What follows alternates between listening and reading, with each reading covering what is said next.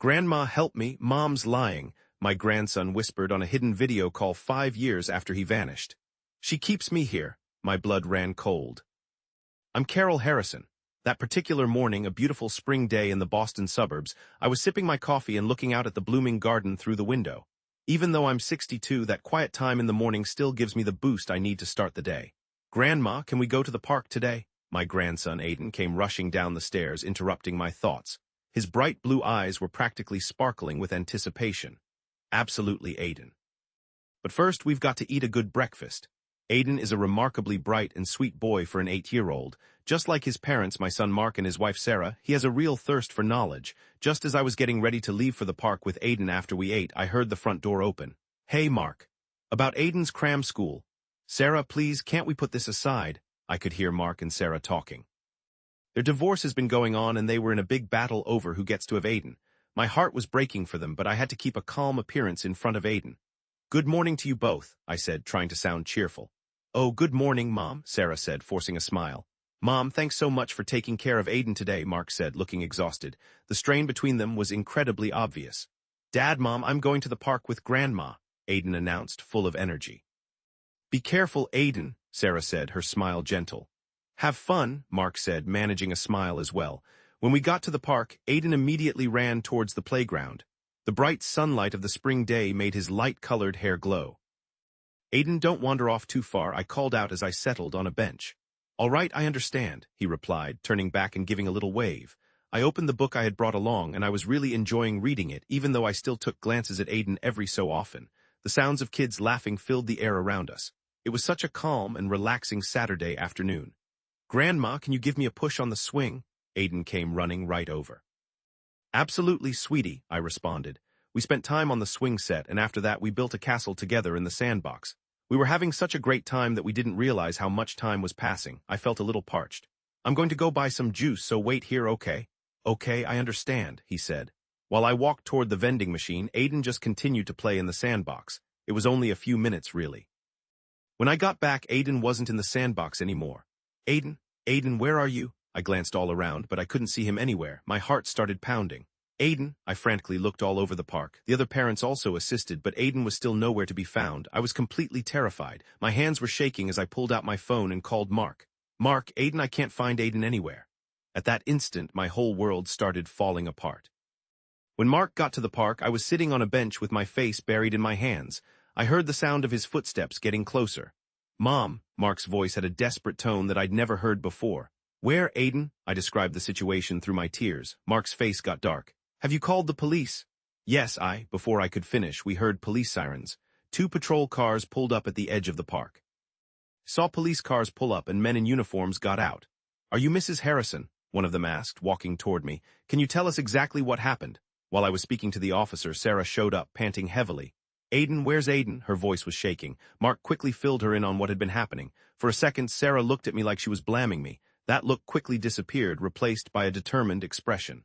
"Let's look for him. He has to be close by." The police started to move quickly. They examined the park, talked to people living close by, and reviewed the security footage. We also divided up. We were yelling Aiden's name as we looked around the whole park. As time went on, the sun started to go down. I could see Mark was getting tired, but he kept looking without taking a break. At first, Sarah had been frantically looking, but she slowly started to slow down. "Sarah, are you okay?" I asked her, and she turned around. She seemed a little surprised at first. Oh yes, just a little worn out." At that second, I noticed a strange spark in her eyes. However, there wasn't time to think about it. The police put up a search headquarters after dark. We answered questions and gave them pictures of Aiden. One of the detectives questioned, "Mr. and Mrs. Harrison, is there someone who might have a problem with your son?" Mark said no. "Everyone loves Aiden. I understand you're going through a divorce." "In connection to that," he continued. Sarah abruptly spoke up. "Do you think we're the suspects?" The officer kept his calm and responded that we must explore all available options. Sleep completely eluded me that evening. The weight of guilt continued to eat away at me. I had only looked away from him for just a second. The following day, the search spread out to cover a larger territory. People offered their assistance, and Aiden's pictures were displayed everywhere in town. Mark was putting in an extraordinary effort, constantly on the move, but I started observing subtle shifts in Sarah's demeanor. "Sarah, should we also check the southern section?" When Mark brought this up, Sarah paused before replying. Yeah, but I doubt Aiden would have gone that far. Something about those words made me uncomfortable. Sarah's unblinking eyes appeared to display something other than worry. On day 3 of the search, the police had something new to tell us. They found video from a security camera near the park showing a suspicious car. They were currently investigating it. This update gave us a little bit of optimism. However, Sarah acted strangely. She looked like she was about to pass out for a moment. "Sarah, are you all right?" Mark asked with concern. "Yeah, I'm just exhausted." I silently stared at Sarah. A suspicion began to form in my head that she could be concealing something. 5 years have now gone by since Aiden vanished. Time has relentlessly continued, the seasons have changed, and our lives have gradually but surely changed. Every year on Aiden's birthday, we all get together as a family and quietly pray near his picture. He would have been 13 this year. Looking at the picture of his sweet smile sitting on the table, I took a long, heavy breath. "Mom, could you use another coffee?" Mark inquired from the kitchen. "Yes, please," I replied. Mark had really thrown himself into his job. Maybe it was a way to push away the sorrow, or maybe a way to avoid facing things. The strain of exhaustion was always so noticeable under his eyes, and he didn't laugh very often anymore. "How are you holding up, Mark?" I asked cautiously. He just kind of moved his shoulders. Same old, just working every single day." I felt a note of acceptance in how he said it. At the same time, Sarah's actions had started to shift, slowly but surely. Initially, I wondered if I was just imagining things, but I began to feel like something was a little off about her behavior. One day, I saw Sarah hurrying to get out of the house. "Sarah, are you heading somewhere?" I asked. "Yeah, just a quick thing," she responded in a way that didn't really tell me anything, and then hurried out. These sudden trips started happening more often. Whenever I asked where she was going, she would give vague answers. Her use of her cell phone had changed as well. She'd go off into a corner to whisper on it, or abruptly end her calls when we were near. One time I saw her quickly end a phone call when she saw the name on the screen as it rang. "Sarah, is something bothering you?" I decided to ask her straight up one day. "No, nothing at all," she responded with a smile that seemed forced, but her eyes didn't match it. The most shocking thing happened one night at dinner. "Hey, what if we thought about moving?" Sarah unexpectedly brought up a topic. Mark's expression clearly showed his surprise. "Why the abruptness? I just felt it might be a nice change of scenery, that's all." I sensed some hidden motivation behind her words. This home holds so many memories of Aiden. It was difficult to imagine Sarah easily wanting to let that all go. One evening, while I was alone in the living room, I heard Sarah's feet descending the staircase. She had on her coat and held her car keys. "Sarah, where are you headed off to so late?" I asked. She seemed to jump slightly. "Oh, just a fast errand. I'll be back quickly." As the door shut behind her, my suspicions began to intensify. What was Sarah concealing? And did it connect in any way to Aiden's vanishing? As Sarah's peculiar actions persisted, my days were consumed by worry and distrust. 5 years had elapsed since Aiden vanished, and even though hope was fading, deep down inside, I always believed he was still alive. One afternoon, while I was relaxing in the living room and using the computer, I was converting some of our old family pictures into digital format. As I worked, lost in those sweet recollections of the past, an unfamiliar icon abruptly popped up on the screen. "What's this?" I wondered. Intrigued, I clicked on it, and a video call screen materialized. The image on the screen revealed the frightened face of a young boy. Inside a shadowy room, I was shaking, certain that the youngster on the video was my grandson who'd vanished from the park 5 years earlier. The screen showed my grandson, Aiden, and he was growing up. His childlike face now held hints of being an adult. "Grandma," I heard him saying, his voice reverberating, "help me, it's dark and really frightening here." I let out a little gasp. "Aiden, is that really you? Where are you? Tell me where you are." "I don't know," he whispered, his voice full of emotion. "But Mom is deceiving everyone. It's her who keeps me in here." Those words caused a part of me to freeze. "Sarah did what? What do you mean, Sarah?" I kept asking. Aiden glanced nervously around the space before continuing, speaking quietly. "Mom forces me to pose for pictures. There are some really scary people here, too. I'm not allowed to ever go outside." Suddenly, a sound like a door opening somewhere nearby made its way through. Aiden's expression became pale. "Mom's here again." "Grandma, please help me," he pleaded. "But don't tell a soul." At this command, Aiden quickly ended the video call. The screen went black and I just sat there, completely stunned and bewildered. Everything was racing around in my mind. Aiden was actually alive, but the circumstances were unimaginable, and the most upsetting part was that Sarah was involved. With my hands trembling, I got my phone ready to call Mark. I paused for a second. Aiden said, "Don't tell anyone," and I understood what he meant. Taking a deep breath, I got a grip on myself. To get Aiden back safe, I knew I needed to move with caution, but with determination. I strongly felt this video message would prove to be the pivotal moment that changed everything. Devastating video from Aiden completely rattled me. My emotions were all over the place. Still, I understood I had to pull myself together. If we wanted to rescue Aiden, we had to be incredibly careful. Early the following day, I reached out to John Brown, a pal I'd known for years who was also a retired police officer. I knew he would grasp how complicated this was and give me sensible guidance. "John, it's been a while. What's up?" His voice on the phone had a blend of fondness and worry in it. I took a big breath and then described what was in Aiden's most recent video. John didn't say anything, but I could tell his breathing got a little heavier. "This is a big deal. We need to be very careful." John's tone turned much sterner. "First, we really have to look into Sarah's actions." I took John's words to heart and started my own detective work. I began to keep track of Sarah's outings, looking at how often she used her phone and all the places she'd visited recently. After a few days of watching, I found out Sarah was regularly going to a warehouse area on the outskirts of town. Thus, I decided to tail her one day. I could feel my heart pounding when I saw Sarah's car pull up outside a rundown warehouse. Once I was sure she'd gone inside, I crept up to the building. Peering through the window, I saw Sarah talking to somebody. I couldn't make out who it was, but her face wasn't the sweet, loving face I was used to seeing. It was hard and scheming. That moment made me sure I was right about what I'd been thinking. I suspected Sarah was concealing Aiden, but why would she do such a thing? Also, did Mark have any idea about this situation? When I arrived home, Mark had just gotten back from his job. Observing how worn out he appeared, I paused briefly, but I knew I had to tell him the reality of the situation. "Mark, we need to discuss something," I started cautiously. "What's up, Mom?" He gazed at me with a hint of concern in his eyes. So I told him about Aiden's video and Sarah's odd actions. I watched Mark's face slowly transform. "This can't be happening, Sarah." Mark's voice expressed both shock and uncertainty. "Mom, are you sure there isn't some misunderstanding?" "I only wish there was," I responded in a subdued tone. However, thinking about Sarah's recent conduct, well, Mark slumped into a chair. "I don't want to believe it, but if what you say is true," observing the conviction hardening in his eyes, I felt a small sense of comfort. No matter how tough the reality might be, we had to be brave enough to confront it. "Mark, let's bring Aiden back home." I gently put my hand on his shoulder. Mark gave a slow nod. "Yes, we'll find him, and if Sarah truly is behind this." His words faded, yet we were determined. Our objective, starting right then, was to save Aiden and find out the truth.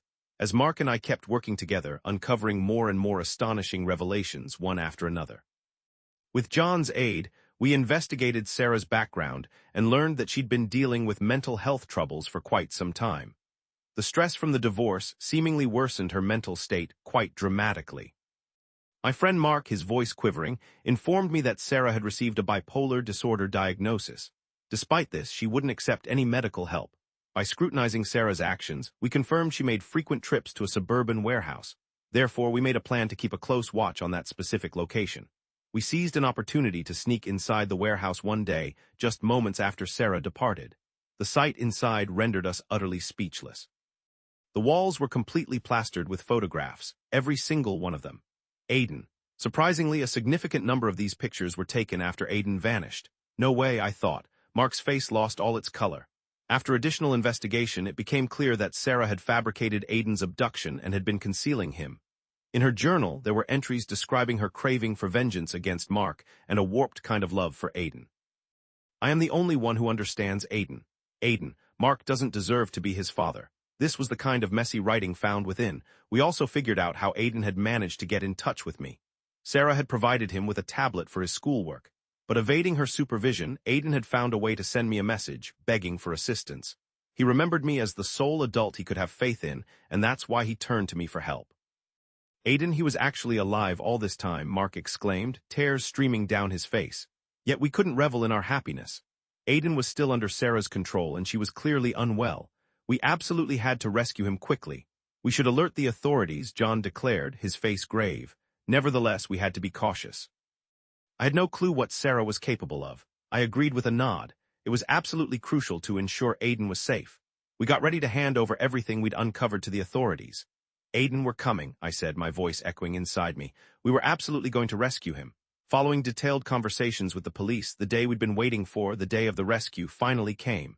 The police, along with a special unit, left for the warehouse first thing in the morning. Mark and I were instructed to stay back at a spot that wasn't as close.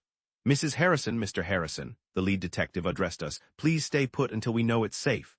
The anticipation was becoming unbearable. Police cars rolled toward the warehouse in a steady stream. My chest felt like it would explode. Suddenly, sirens erupted and cops stormed the warehouse all at once. "Police, freeze! Following that command, a scream reverberated through the air. It was Sarah's voice. Let go. Aiden is mine. Minutes later, officers began to exit the warehouse. And there among them was Aiden, Mark shouted. Even though he looked frail and his face was etched with fear, it was without a doubt our Aiden. He was being carried by an officer, and upon seeing us, tears started to stream down his face. Grandma, Dad. We rushed over and enveloped Aiden in a hug. After 5 long years, we were utterly speechless. Behind us, we saw Sarah being escorted away by the police. She had a blank stare, almost as if the situation was beyond her comprehension. Sarah will have a psychiatric assessment, the detective informed us. I'll have to pursue legal avenues given her current state. Aiden was shaking quite a bit in our embrace. Could we please head home now? I reassured him softly, saying, yes, everything is going to be okay now. Let's go back to our place. While the ambulance transported Aiden to the hospital, both Mark and I held his hand the entire time. It seemed as though we had finally spotted some hope after enduring a long, awful time. Although the path before us won't be simple, we made a commitment to face it together as a family. With that pledge made, we readied ourselves to commence a fresh phase in our lives. It has been several months since we rescued Aiden. After being assessed by a psychiatrist, Sarah was confirmed to be suffering from a serious bipolar disorder and was mandated to undergo treatment at a mental health facility instead of jail time.